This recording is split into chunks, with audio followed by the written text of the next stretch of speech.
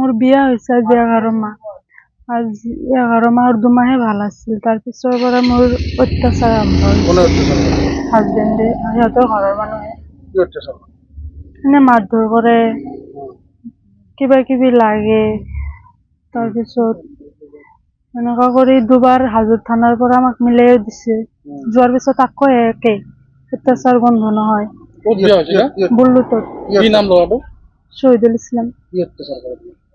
মাৰধৰ কৰে। তুমি গৰ্ভৱতী নেকি তুমি? মই 6 মাহৰ, এতিয়া 6 মাহৰ প্ৰেগনেণ্ট। কি উৎপাত কৰে? এতিয়া প্ৰেগনেণ্ট হোৱাৰ পিছৰ পৰা সন্তানটো মাৰাৰ কাৰণে বহুত চেষ্টা কৰি আছে। কোনে? হাজবেণ্ডে, সিহঁতৰ ঘৰৰ মানুহে। সন্তানটো মাৰিব বিচাৰিছে? কিবা কিবি খুৱায়ও। কি খুৱায়? মানে মোক চাব নেদে। ঔষধ চৌষধ আনি কেতিয়া মই খাওঁ, কেতিয়া নাখাওঁ। কিবা বস্তুৰ লগত মিহলি কৰি দিয়ে শাহুৱে। কি নাম শাহু? চাহাৰা বেগম। তোমাৰ হাজবেণ্ডো জড়িত আছে নেকি এইটো কথাত? জড়িত আছে। জড়িত আছে ন? তোমাৰ গৰ্ভ সন্তানটো মাৰাৰ কাৰণে চেষ্টা কৰি আছে?